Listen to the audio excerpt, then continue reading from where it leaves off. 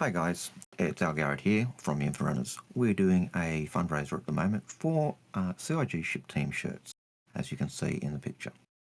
Now, these shirts we're offering $52. That is one for the price of two. That means you get a shirt for yourself and you're actually paying for one for the dev team. The other option you've got here is you can actually do additional donations, so you could actually give a little bit more if you want. If you don't want a shirt, but you still want to donate, what you can do is use paypal.me/Algared, and that will mean all the funds go to the ship team shirt, and the links for both will be in the description. And yeah, please join us in providing the ship team with a shirt. There are 55 members. We'd like to get them all a shirt. Thanks. G'day, citizens. Welcome to the Inforunners. I'm Execute, joined today by Algared. How you doing, mate? I'm alive. Now, I've got to stop you right there. My mum was in the car with me today, and she said, Algared's always telling me he's alive. Is he dying? Like, she was asking, "Are you okay?"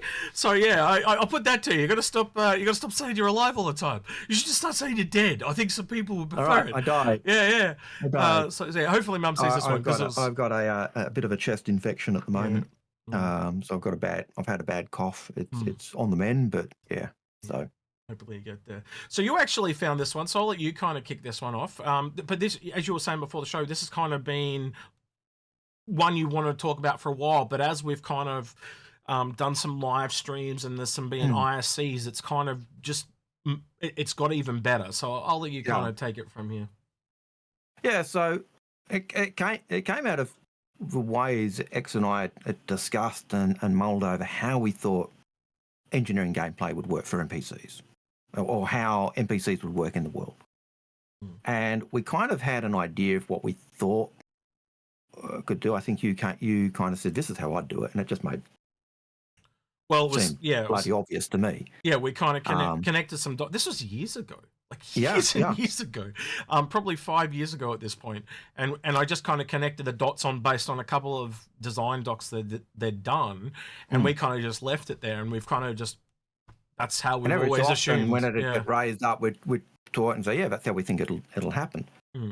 In the recent Jump Point, there was an article from the AI team, and as I was reading it, I thought this is actually saying what we've been saying. It was kind of the final proof to say, yes, this is how they plan to go. Yeah.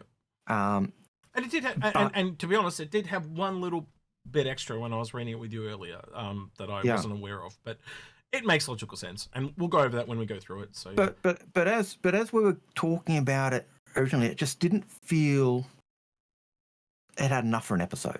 It just felt a little bit empty in terms of. Well, we haven't done an episode on AI since we did one with morphologists like 3 years ago. No, that's right. So it's been a really long time.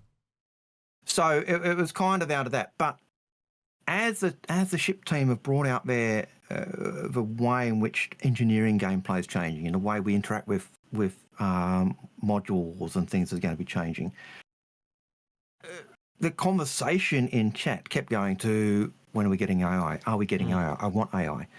And so it really just kept pulling this topic back into the fore. And so we thought, yeah, we'll do this. And rather than trying to remember everything, we thought we'd go through the article and draw out those key ideas. So, but I'll leave it. Algared found something really cool that we'll leave right till the end. And I think, well, when it pops up, it'll be blaringly obvious. But it's a pretty big takeaway. So yeah. All right, let's head over onto the browser. So this is the jump point in question, Algared. When did this one come out? This came out beginning of the month or the end of. So this is the latest one. So this is the latest jump point. Okay, cool. You can even see there in the title, it actually says AI tech. So that's the one we're going to be getting at, and it's actually the very first one here. So take it away, Algared. Tell me what you found. So start off by do the introduction and then they've got the question, what is, I've got to go to my screen so I can actually read it. I can probably zoom in a little bit. So what has your team been working on? And he talks about how they've been doing the server meshing stuff and all the rest of it, but he goes on and says, one of the things I want with AI is it to be, from a player's perspective, for the AI to be seamless between but going between servers. They don't want AI to be going to the closets to in between server meshing. So that was one of the key things that and you even came out. reminded me that's something that Chris has wanted since way back when. Yeah. I'll believe it when I see it, because I said to Algared, I said it won't be the AI that looks weird. It'll be the players jumping around and going all over the place that'll make them look like humans, not look like AI, because they'll be acting like a bunch of crazy people. And to make it indistinguishable, one of the things Chris has always said, he wanted AI to be indistinguishable, so you could see a ship and you wouldn't know whether it was AI or human. Yep. You could see a character and wouldn't necessarily know whether it was AI or human. You wouldn't have the names above the heads or anything like that. And so that kind of ties in that idea. They don't want the AI suddenly disappearing or having to come back out of a locker because the server meshing glitched or stuff. So that was one of the things that were going on. The next page, as we scroll down, he goes on and says one of the key things I want to do was not only to focus on... Do you want me to read it, Algared? Because I can see it. Yep. Yeah, so we're also focusing on improving the spaceship dogfighting behavior and the ability for NPCs to cope with all the new ship functionalities that the vehicle team is adding for the players. And that I thought was really, as I was rereading it again today, that really reminded me of all the tech that we'd seen with the engineering gameplay tech. Interacting with the components and stuff. Even the first one back here, because I mentioned server meshing again, is that and you said this yourself earlier before the show, it shows that it is server meshing dependent, and I've said that for a while to you, so it's just I'm totally on board with where we're up to. Sorry if I derailed you there. No. But he also goes on and says one of the other things they've been working on is that the navigation mesh. So, all right, you want to read this one? Sure. You want to read this one as well? So yeah, I am currently focused on enhancing navigation mesh generation, particularly by refining the triangulation algorithm. He speaks in programmer, but what that so the navigation mesh was used on both ships and on the planets. We heard about that for where it tells the AI essentially where they can move. Used in creating navigation tiles. Again, same thing. These improvements aim to address connectivity issues between neighboring tiles, which are currently hindered by NPCs from finding shorter and smoother paths. So I'm wondering if when he talks about tiles, Algared, he's talking about like the map tiles. So do you remember in Art Corp where they had the that's what I'm thinking of. But if you actually have a look at the pictures, you actually see them. We've got the tile type things down where they're actually saying this is kind of the mapping type terrain where they can go. But what this also does is as they develop this, that's actually meaning the NPCs can actually find the path easily, make it smooth, not get caught up on the terrain. And it's one of those factors that we've always said they're doing. It's one of the reasons I've always said the Phoenix seating area where the table seems too far away from the chairs is there, so you can actually get around, so NPCs or characters can get around the geometry without tripping. Interesting. It's the same reason why we have crouch spaces, not crawl spaces, so that you've got all of those types of things. So it's tied in with that. Yeah. Okay. So because they're making it procedurally generated, so essentially they're you correct me if I'm reading this wrong, but I'm reading this as they're procedurally generating a way for the AI to navigate the world. Yeah, so they're making it if that blue area is where the AI can travel. Yeah.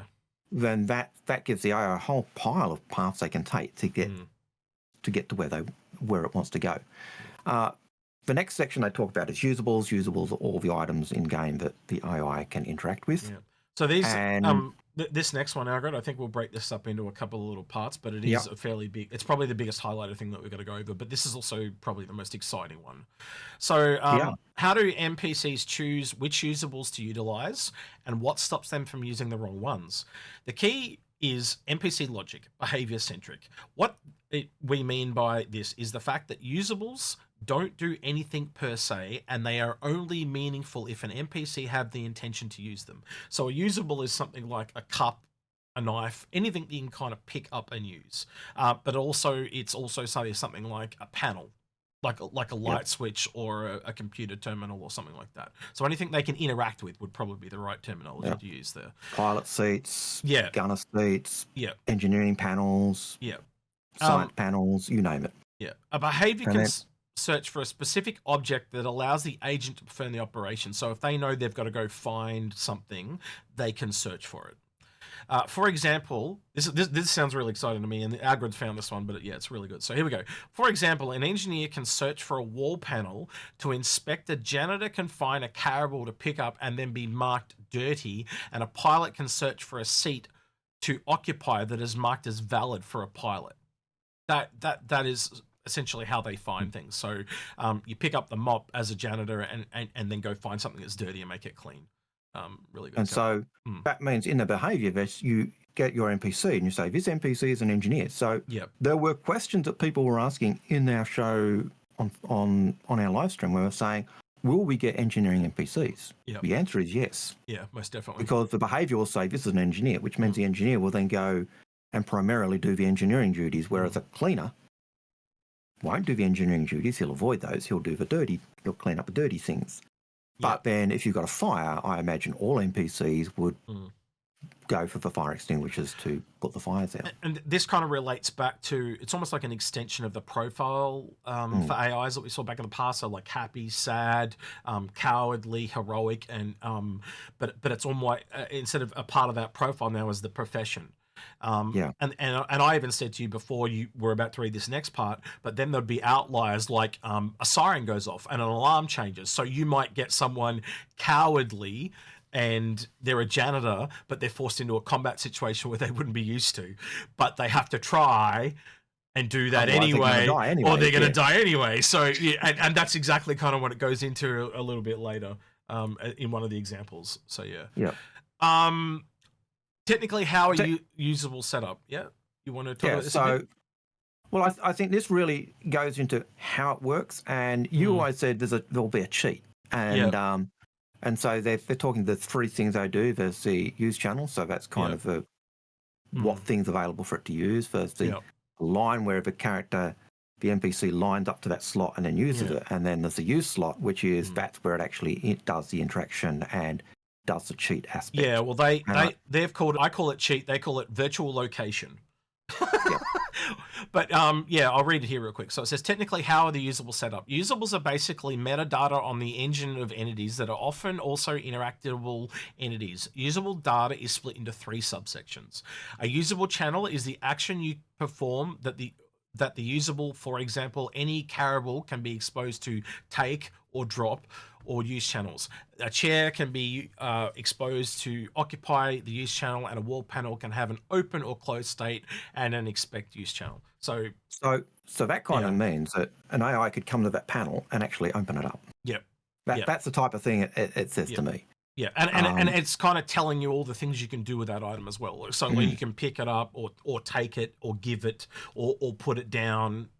Almost all the things you see in the radial menu when you're carrying a bottle would cover that. All the things that the NPCs will be able to do, So this next one's the one that I missed, and it's often missed a lot because it's really needed for animators, and I wasn't really in the animation part of development very much. I was more on the model and design side.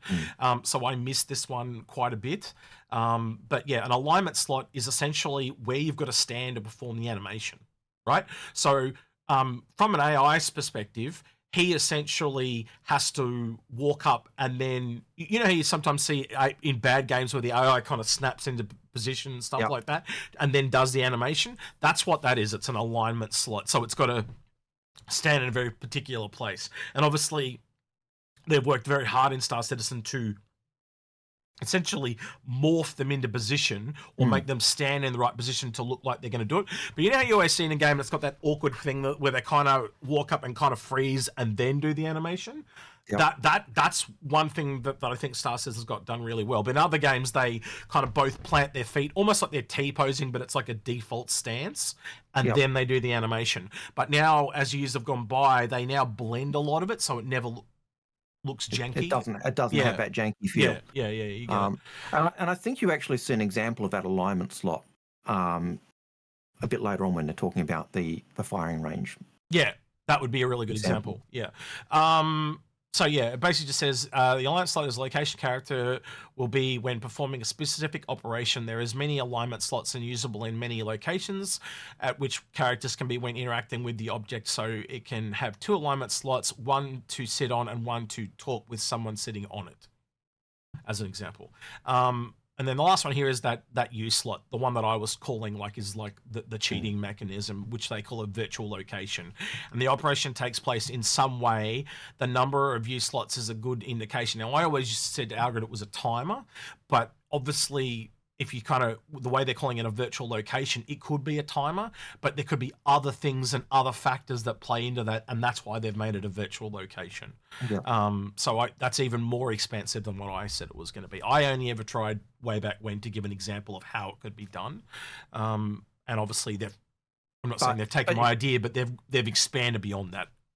But you can see how a timer there, so for the engineer, an NPC that's given the engineering slot, goes to the alignment slot, opens a panel, and then starts to do the animation that it's got for fixing that panel, whether it's with the gun or it's spanner or whatever. And then a timer goes through, and then when it's finished doing that operation, it closes the panel and moves on. Yep. Now, if it's a panel that needs repair, they'll have that. I could see that timer being how long is it going to take to get that damaged component back up to a point where it's usable, and and all the factors of the different components and stuff like that, we're learning in engineering. So it's definitely more deep than just a timer. So the final one here is that kind of give an example of tying it all together. So it says a shop counter, as an example, can have a use slot that represents the location of both the vendor and of a customer. So me putting it down so Algared can buy it, and Algared picking it up once he's purchased it, as an example. So that's a slot from one side and a slot from the other. So 2 locations, but it also has 2 different slots for 2 different people. They want to sell, but also the other use slot to identify the location of the vendor can also use to take one of the items from the drawer and put it on the counter. So yeah, and then it goes on to say basically, but only one vendor can use it at a time, which makes sense because it's a shop. Another thought I just had with this is we've always known that they've said, if you've got a stall, NPCs, if it's there long enough, will actually turn up if they need the item and buy from it, and that actually. Again, is setting that example for them to be able to do that, because it's buying and selling, so they've got both options they can do. Yep. All right, so I think we're under the last kind of 2 to go over here, Algared. So this one's behaviors. So tell us about what you found here.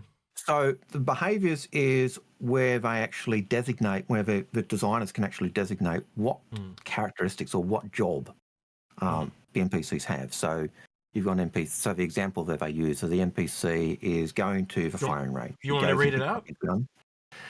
So it says, as an example, let's imagine the behavior to use a firing range of a spaceship. An NPC might want to use the firing range to train. So it will first need to search for the usable, allowing it to take a weapon. Then it needs to find the use that usable. And the outcome, so it needs to go align itself to a position on the firing range. But this is the nice thing that I think goes in for everything. If there's no position available for it at that time, it waits until there's a position available and then moves in and fills it. So at this point, the NPC will search for a free space in the firing range, or a location where it can wait its turn, so align itself, and then approach the firing range. Once that is available, it will move to the firing range and then trigger the train. So then it'll actually do the process. And that is the same process I could see it doing with engineering. It goes to the panel. There's someone, or if a player's already at the panel, it'll look for another panel, or it'll wait. I wonder if they ever use it in like the queue system at the cafeteria.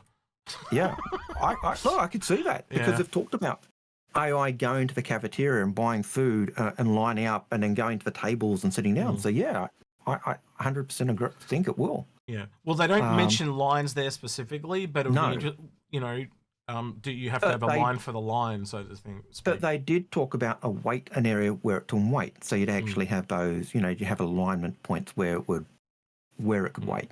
So I think that's kind of. I think the only thing you didn't read in that example above that was also interesting was how it picks items up in its hand, and it aligns the gun in its hand as well. So alignment slots can be both something that they carry and also where they stand.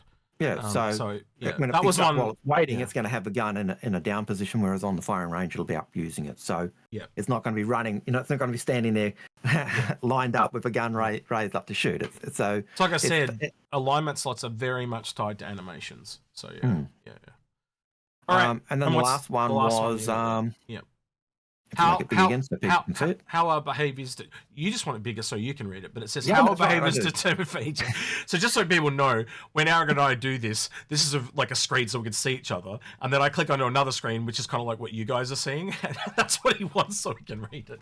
Anyway, but it's very small if he doesn't get the screen you guys are seeing. Yeah.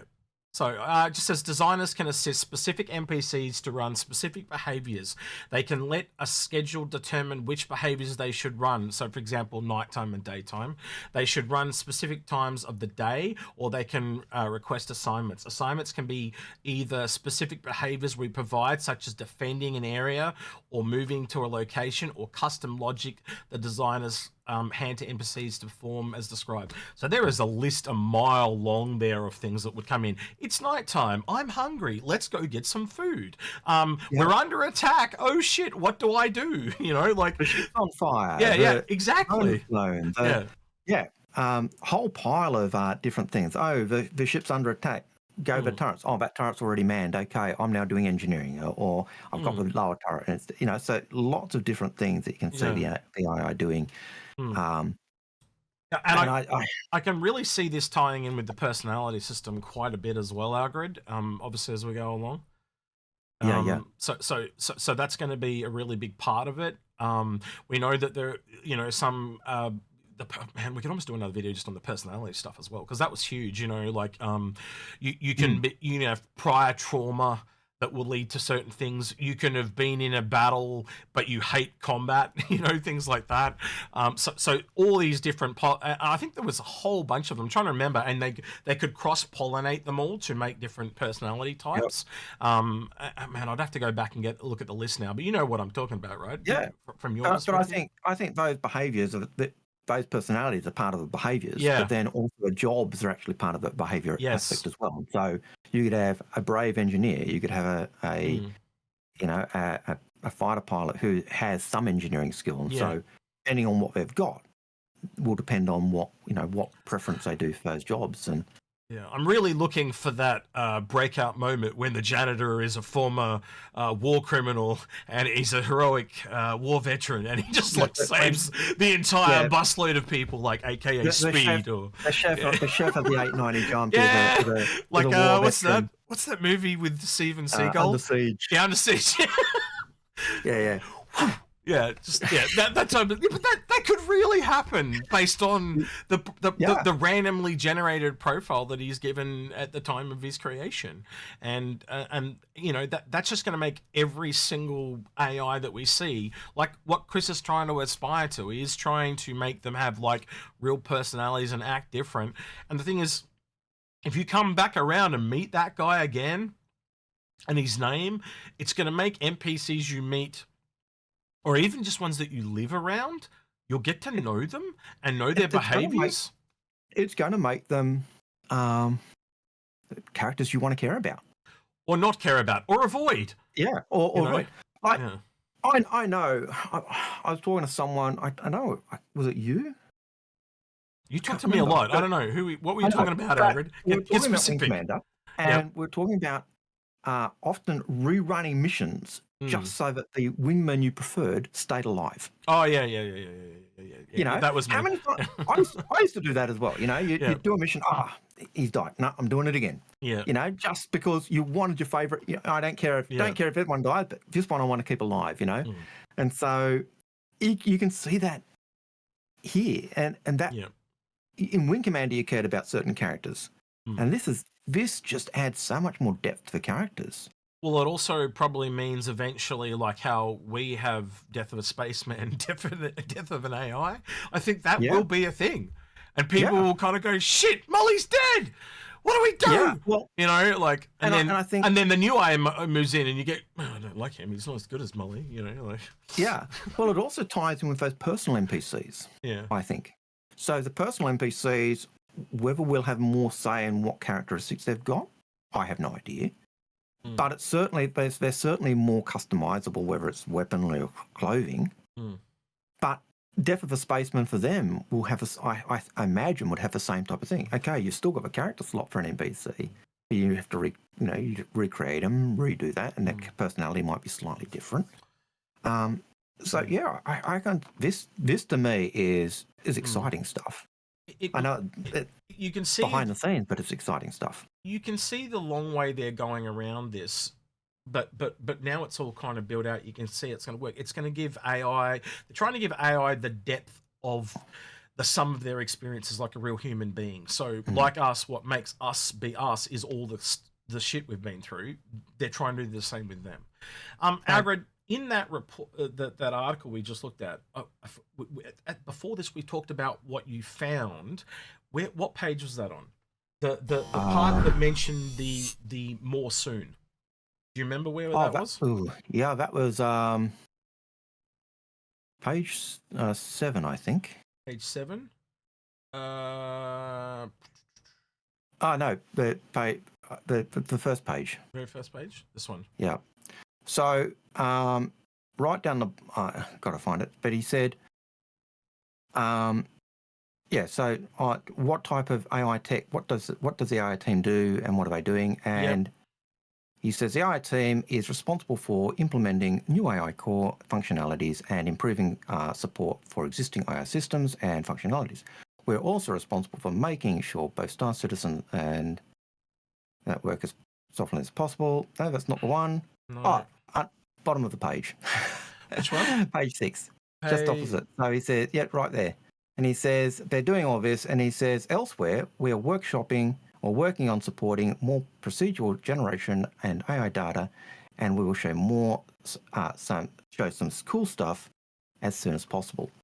Yeah, and the reason why we want to go over that part is we think that this means we will be seeing. I've just realised it's behind your fat ugly head, so I'll just move it up a bit so everyone can see. Yep. That's fine.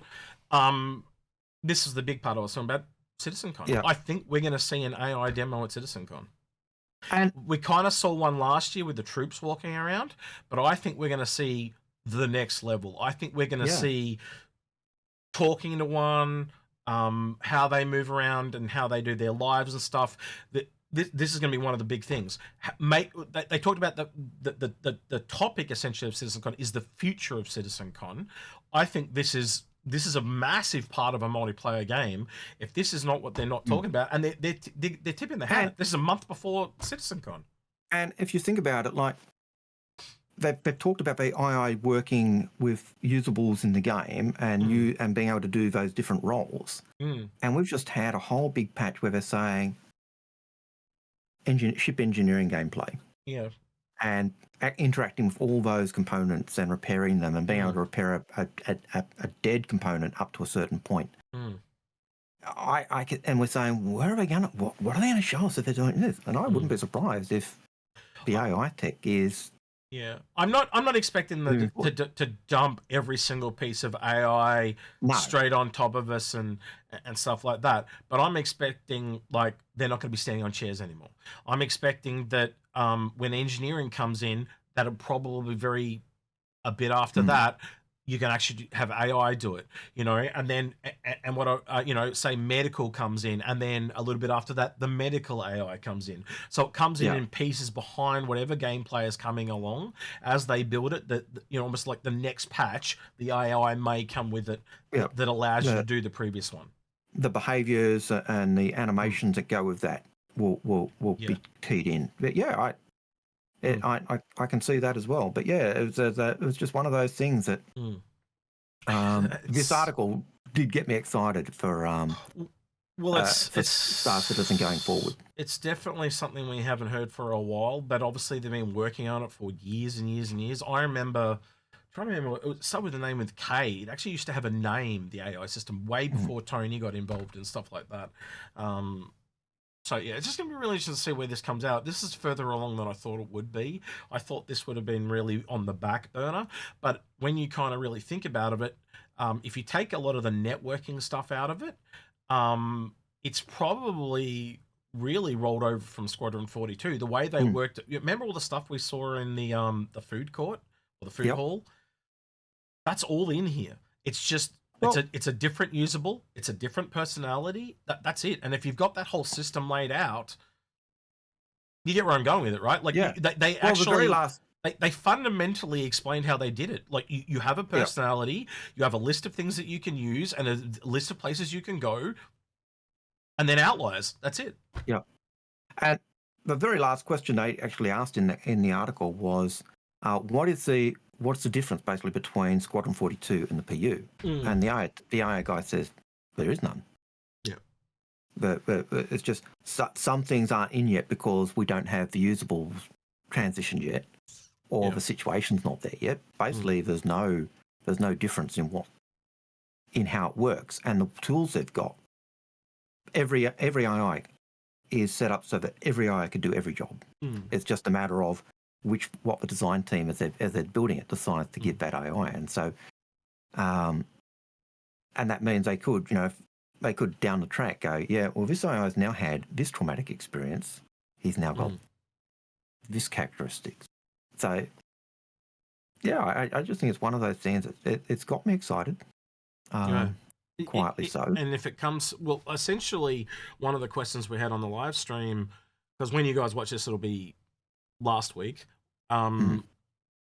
was when do we think they're coming, sooner rather than later? And after now seeing this and thinking about, I'd say within 12 months, because that's usually what CitizenCon is. It's usually going to be within the next 12 months type of thing. But I think it's really not too long after server meshing. Like it'd be one of the thing, like not standing on chairs would probably be a high priority. Yeah. And I'm just talking the basic level walking around stuff. And as well as I, Algared, they already work better even on the PU and the Evocati when we got in there. There were several times where you got in and you're like, what the hell's going on? Like all the NPCs are walking around. Like this is a full server, and the NPCs are walking around. What the hell's going on? Yep. And that used to be in the domain of when there was like 5 people on a server, not a full server. Yeah, and that was a nice thing about in Evocati is when it was a full server and it was working. And as the server got older, you saw those errors and the lines, the standing in the grid or standing on chairs. You saw that coming in a lot more. But when it wasn't there, when it was a fresh server and when everything was running smooth, it looked good. Yeah. And you'll even know from previous patches, people would say when the server's fresh, you go into some of those underground bunkers and you've got SEAL Team 6. Yeah. And when the server's older, it's like a turkey shoot. Yeah. Well, it's just, again, it's the cart for the horse stuff. Once the server meshing's in and they start to optimize stuff, and there's no point optimizing things when you've still got things to build. And again, just more gameplay coming in. I'm going back to what we said in a couple of episodes, pulling it all together. It is stuff that they've talked about for years and years and years. It's been so long since they talked about it. I have no doubt you found a really good little nugget of gold here today, Algared, and I have no doubt we're probably going to more than likely see something that says CitizenCon. And I think it's very telling what's in that article. It's there in black and white. So if you want to go look at it, it's on rsi.com. You just have to be a subscriber to access it. Yeah. Or troll for our episode and read the articles that comes in. Yeah, just put on your magnifying glasses and stuff. But yeah, what would you like to hear from people below in the comments, Algared? Well, yeah. What do you think? Do you think engineering is going, or not engineering, but AI is going to be as versatile or as wonderful as I think it's going to be? What are you looking forward to in AI? Yeah. Are you just looking forward to the turret gunners, or are you wanting more versatile AI? Yeah, I'm really interested to see where it could go in the future. Like, can they actually get it to a point where it's really hard to tell between humans and AI? And it's a really hard thing to pull off because humans are the ones that just did go, well, I'll just act the way that a robot never would. So I wonder if they're going to ever be able to pick up mannerisms of us, and stuff like that. Like I hope not. I really hope not. I really don't want to see the AI Marine bunny hopping all over the place to try and avoid being shot. It'd be interesting. It'd be interesting if they could somehow copy some of our mannerisms and stuff like that, and learn our movement patterns and stuff like that. It'd be really interesting. But again, they have the same animation sets we do, so theoretically, they should be able to do everything we do. Just we're probably a bit more sporadic than they would, and a bit more random and chaotic. So it'll be interesting to see where it goes. But I'm very hopeful. There's a lot of tech in there, like even the way they walk past people and things like that. So it's just interesting. I don't know. I can understand why a lot of people don't read the kind of monthly reports, because when you read stuff like that, is very programmer heavy, and you have to break it down almost into the sentences into pieces. But I hope we kind of explained it there for you guys well enough to understand. Yeah, and I kind of reiterate what you asked, Algared. Like, can you see the potential of this? It is definitely way more deeper than other AI from other games. Where you look at most games, all you get is, say you get your typical game, you'll have different units, and the different units act different ways. So you've got kind of 5 basic personalities in this. Cross-referencing and different situations, different times of day and stuff like that, that's completely to a different level. You don't ever, and this is even in a multiplayer game, right? So you're going to where we're going with this. It is gonna set a new kind of benchmark from where AI can go. Yeah, well, if you look at other multiplayer games, you go into the tavern, regardless of the time of day, the innkeep's there. Yeah. The NPC patrons are often still there, just drinking their drinks and doing whatever. The quest givers are still there. The subsumption aspect, and they did talk about subsumption of the characters and the times of day and all the rest of it in the article. That lifestyle of the characters, as you mentioned, I'm hungry, I'm going to go get some food. I'm on duty now, so I'm going to do that. I'm on my time off, I'm going to be lying on my bunk. Or well, let's take your situation there. Hungry, I'm going to get some food. Oh, it's 5:59, and you run along to the and because they've got schedules and stuff, he's packing up his shop. Is he are you friendly with this shopkeeper, or is he hates your guts? No, piss off, I'm done for the day, go away. Or okay, I'll cook some noodles for you, like my noodle guy does. And you see where I'm going with this? I thought you were going to be closed. No, it's okay. Yeah, so you having rapport with these guys are actually going to matter in some cases. Like, do you go down to the dumpers depot and your best friend works there, or or someone your neighbor works there, and you treat him really well, so he gives you discounts and things like that. Like, do any of these come into effect? And they could technically code all these in. And they have talked about that type of thing in the past. NPCs will remember responses you've given. So exactly. So you've even got that aspect. If you stuff up with an NPC, they're going to remember. You're going to remember you, and that's going to impact their reactions to you. And that was something I can remember being something that Chris kind of had in Wing Commander, that the NPCs would kind of, if you do option A here, then it takes it down that storyline arc. Yeah. And this is just that on steroids. It really does feel... Well, that's a whole nother layer that we haven't even got into, because if you kind of want to know more about that, that's kind of the stuff we went into with Morphologists when we did that in that episode. I'll try and chuck it up here on the card over here somewhere for you guys to watch, but yeah. All right. Anyway. Is that everything, Algared? Oh, I think that's everything. All right, cool. With that, then, don't forget to like, subscribe, ring that notification bell, and thank you to everyone that went the extra mile on Patreon. At the end of the video, you definitely help get me and Algared to CitizenCon, which is not... Indeed. By the time you guys watch this, it'll probably be 10 days till me and Algared, well, till I leave anyway. So, yeah. All right, then, with that, he's been Algared. He's been Execute, and we're out of here. Take care. See you, citizens.